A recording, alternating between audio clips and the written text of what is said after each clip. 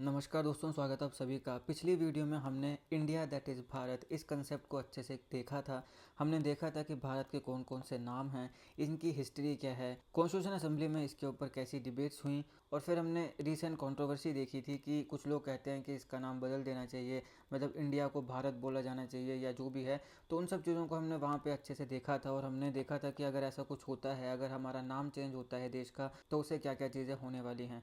अब ये जो वीडियो है आज की, ये आपके लिए एग्जामिनेशन पॉइंट ऑफ व्यू से इंपॉर्टेंट है, क्योंकि यहाँ पे हम सारे इंपॉर्टेंट एमसीक्यूज़ को देखेंगे, आर्टिकल 1 को देखेंगे, जो एंशिएंट नेम्स हैं इंडिया के उन सबको देखेंगे, और जो भी कंट्रोवर्सी है उन सबको हम देखने वाले हैं। तो एग्जामिनेशन पॉइंट ऑफ व्यू से ये काफ़ी इंपॉर्टेंट है। अगर आपने पहली वाली वीडियो देखी है जहाँ पर मैंने इंडिया दैट इज़ भारत को अच्छे से एक्सप्लेन किया था, तो बहुत अच्छी बात है। अगर नहीं देखी है तो उसको भी एक बार जरूर देखेगा, और उसके बाद आप इस एमसीक्यू वाली वीडियो को देखें तो आप इन क्वेश्चंस का आंसर साथ साथ में दे सकते हैं। इसके साथ साथ आप हमारे साथ हमारे टेलीग्राम और व्हाट्सएप चैनल पर भी जुड़ सकते हैं, दोनों के लिंक्स मैं डिस्क्रिप्शन में दे दूंगा। तो आज हम बात करेंगे भारत का जो नाम है उससे रिलेटेड सारे इंपॉर्टेंट एमसीक्यूज़ की।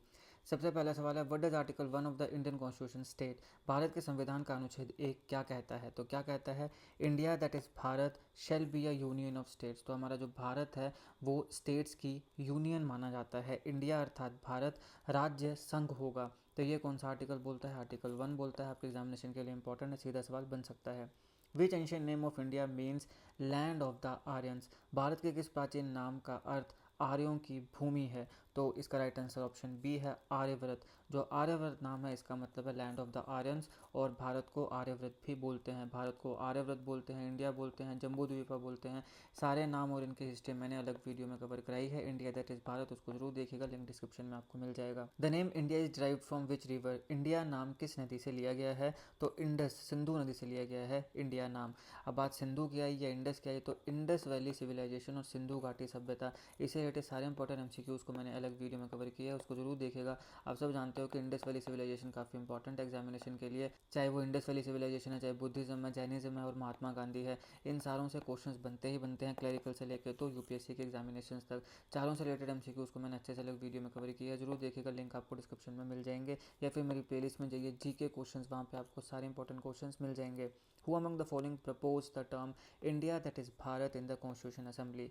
निम्नलिखित में से किसने संविधान सभा में इंडिया दैट इज भारत शब्द का प्रस्ताव रखा था? तो डॉक्टर बी आर अम्बेडकर ने कहा था कि इंडिया दैट इज भारत यहाँ पे नाम होना चाहिए। तो अलग अलग लोग अलग अलग अपनी बातें कह रहे थे। कोई कह रहे थे भारत दैट इज इंडिया, कोई कह रहे थे Bharat that is known as India in English. तो इस प्रकार की चीज़ें थी। तो कौन से लोग कौन सी बात बोल रहे थे, इसको मैंने उस वीडियो में, जहाँ पे मैंने इंडिया दैट इज़ भारत, मैंने इस टॉपिक को अच्छे से कवर किया है, जिसका लिंक आपको डिस्क्रिप्शन में मिल जाएगा, वहाँ मैंने सारी चीज़ें बताई थी।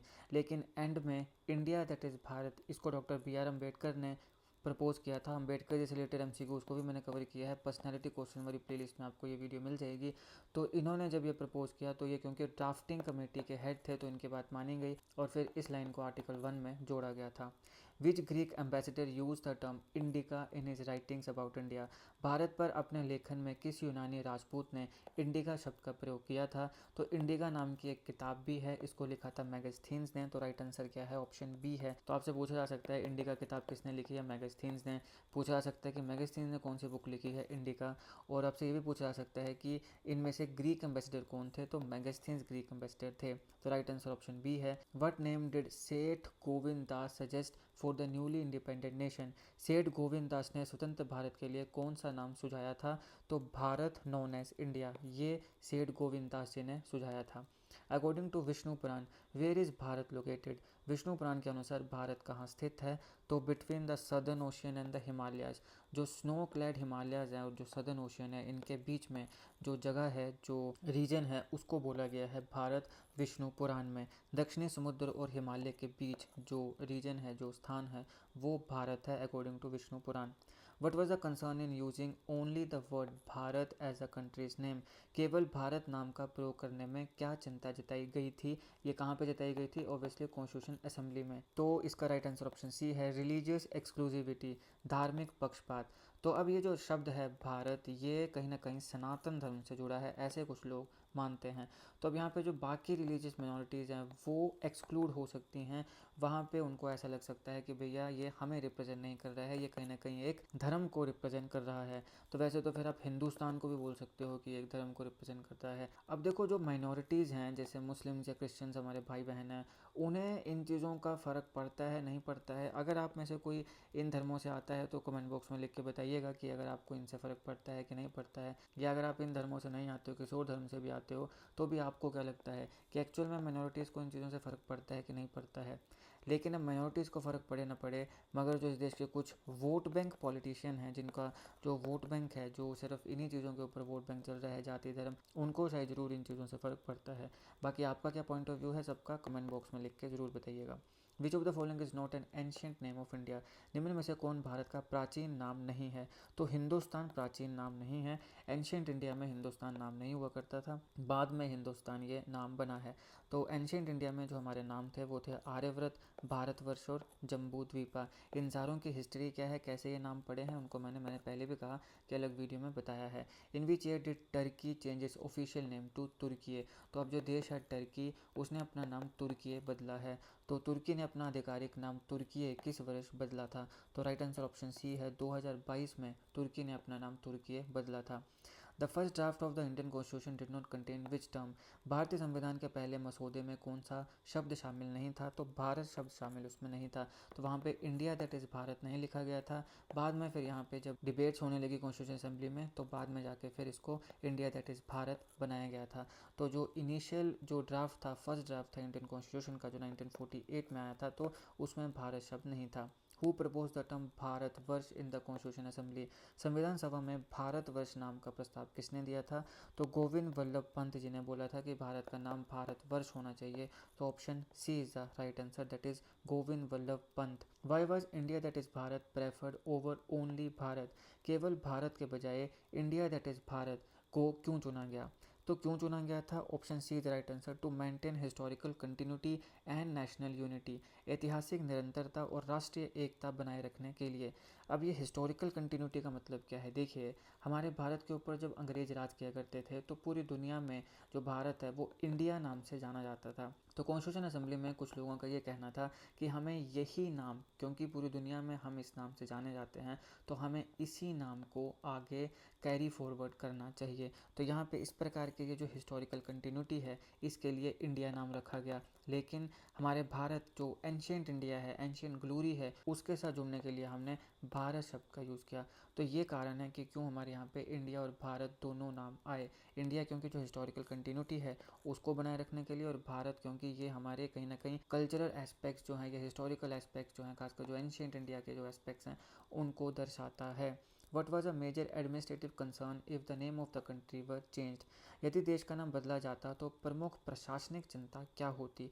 तो option C is the right answer, legal and documentation overhaul. कानूनी और दस्तावेजों में काफ़ी ज़्यादा भारी बदलाव करना पड़ता अगर हमारे देश का नाम चेंज होता है, या फिर इवन फ्यूचर में भी अगर देश का नाम चेंज होता है तो काफ़ी जो कानूनी दस्तावेज हैं वहाँ पर भी भारी बदलाव करना पड़ेगा। What kind of impact can a sudden name change have on the people. अचानक नाम बदलने से जनता पर क्या प्रभाव पड़ सकता है? Mixed reaction and backlash. अब कुछ लोग ओबियसली होंगे जो उसका समर्थन करेंगे, कुछ लोग उसका विरोध करेंगे, तो काफ़ी विरोध भी यहाँ पे हो सकता है अगर एकदम से नाम चेंज कर दिया जाए। तो इसलिए धीरे धीरे करके नाम चेंज किया जा सकता है। मतलब पहले तुम कुछ एडमिनिस्ट्रेटिव कामों में नाम बदलो, फिर धीरे धीरे जो गवर्नमेंट बिल्डिंग्स हैं उनमें नाम बदलो, फिर ऑफिशियली जाके आप इस नाम को चेंज कर सकते हो। तो इस प्रकार की चीज़ें की जा सकती हैं अगर धीरे धीरे करें तो, ग्रेजुअली करें तो। लेकिन अगर सडन नेम चेंज हो जाता है तो फिर ये चीज़ें हमें देखने को मिल सकती हैं। Which term in the preamble refers to the nation's identity. प्रस्तावना में कौन सा शब्द राष्ट्र की पहचान को दर्शाता है? तो India. Option B is right answer. ध्यान देखिए, जो प्रियम्बल है वहाँ पे भारत शब्द नहीं है। भारत हमें देखने को मिलता है आर्टिकल 1 में। तो मैंने जैसे कहा कि जो फर्स्ट ड्राफ्ट था उसमें इंडिया ही था, उसमें भारत नहीं था। आर्टिकल 1 में बाद में भारत को जोड़ा गया है। तो अब क्योंकि पहले इंडिया ही था तो पूरा का पूरा जो संविधान है उसमें हमें इंडिया ही देखने को ज़्यादातर मिलता है, और प्रियम्बल में भी हमें इंडिया ही देखने को मिलता है। What was the contribution of H we Kamat regarding the name of the country. H we Kamat का देश के नाम को लेकर क्या योगदान था? तो इन्होंने प्रपोज किया था भारत और in the English language India. तो इन्होंने प्रपोज किया था कि ये नाम हम दे सकते हैं कि भारत और in the English language India. Which ancient name of India is associated with Buddhist text. Bharat का कौन सा प्राचीन नाम बौद्ध ग्रंथों से जुड़ा है?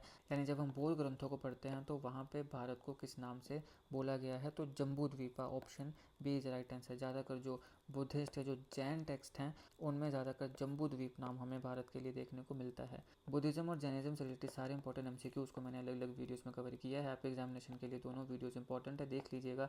जाइए मेरी प्लेलिस्ट में जीके क्वेश्चंस, वहाँ पे आपको दोनों वीडियोस मिल जाएंगी। या फिर आप यूट्यूब में सर्च करिएगा GK questions on Buddhism GK nucleus, GK questions on Jainism GK nucleus. तो मेरे चैनल की दोनों वीडियोज़ को आपको जरूर देखना चाहिए, क्योंकि मैंने सारी की सारी चीज़ों को पढ़ के क्वेश्चंस को फ्रेम किया है और वो सारे इंपॉर्टेंट क्वेश्चंस आपके लिए। एक बार अगर आपने वो वीडियोस देख ली तो इन दोनों टॉपिक से रिलेटेड कोई भी क्वेश्चन आपके एग्जामिनेशन में गलत नहीं हो सकता है।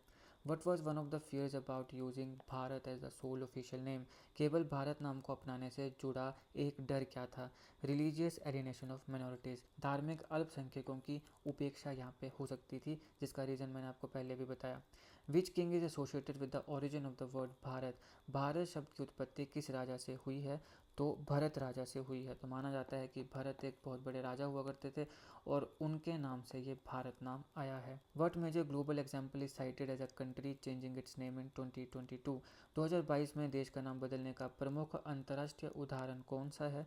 तो तुर्की ने अपना नाम चेंज किया था, तुर्की है। इसके अलावा और भी बहुत देश हैं, जैसे थाईलैंड है, म्यांमार है, श्रीलंका है, नीदरलैंड्स हैं, और भी बहुत देश हैं जिन्होंने अपने नाम समय के साथ बदले हैं, और उन सारों को मैंने उस वीडियो में आपको कवर कराया है। तो उसको जरूर देखना चाहिए, जहाँ पे मैंने इंडिया दैट इज़ भारत को, या भारत का जो नाम है उसकी हिस्ट्री आपको अच्छे से बताई है, और उसके पीछे जो भी कॉम्प्लिकेशन है वो सब भी वहाँ बताई हैं। उसमें मैंने आपको ये सारे एग्जाम्पल्स भी बताए हैं। In which book does the phrase India that is Bharat appear in official form? India that is Bharat वाक्यांश किस दस्तावेज में आधिकारिक रूप से आता है? तो कॉन्स्टिट्यूशन ऑफ इंडिया में हमें ये वाक्यांश देखने को मिलता है, ये फ्रेज देखने को मिलती है। कहाँ पे? आर्टिकल 1 में। What name did Kamlapati Tripathi suggest in the constituent assembly? संविधान सभा में कमलापति त्रिपाठी ने क्या नाम सुझाया था? Bharat that is India. तो ये था भारत दैट इज़ इंडिया, जो बाद में आया इंडिया दैट इज़ भारत। तो भारत दैट इज़ इंडिया ये कमलापति त्रिपाठी जी ने सुझाया था नाम कॉन्स्टिट्यूशन असेंबली में। What was the main concern of the constituent assembly during the name debate? नाम को लेकर संविधान सभा की मुख्य चिंता क्या थी? Religious harmony and national unity, धार्मिक सद्भाव बना रहे और राष्ट्रीय एकता भी बनी रहे। तो ये सबसे बड़ा कंसर्न था कॉन्स्टिट्यूशन असेंबली का। ये थे दोस्तों इस टॉपिक से रिलेटेड सारे इंपॉर्टेंट एमसीक्यूज। आई होप आपको वीडियो अच्छी लगी। अगर आपको अच्छी लगी तो लाइक करिएगा, शेयर करिएगा। जो वीडियोस मैंने आपको बताई हैं उनका लिंक डिस्क्रिप्शन में मिल जाएगा, और उन सारों को आप मेरी अलग अलग प्लेलिस्ट में जाकर भी चेक कर सकते हैं। बाकी politics, economy, GK, geography, science, environment, inclusion के तमाम वीडियोस के लिए एक बार हमारी प्लेलिस्ट को जरूर चेक करिएगा। आप किसी भी एग्जाम की तैयारी कर रहे हो, हमारी प्लेलिस्ट करंट अफेयर की बाकी वीडियोस को देख के आपको काफ़ी हेल्प मिलने वाली है। इसे समय निकाल के हमारे चैनल को जरूर चेक करिएगा। GK current affair, GK tips ऐसी वीडियोस के लिए हमारे चैनल को सब्सक्राइब करिएगा, बेल आइकन को जरूर दबा दीजिएगा ताकि किसी वीडियो की नोटिफिकेशन आपसे मिस ना हो। आपका बहुत बहुत धन्यवाद।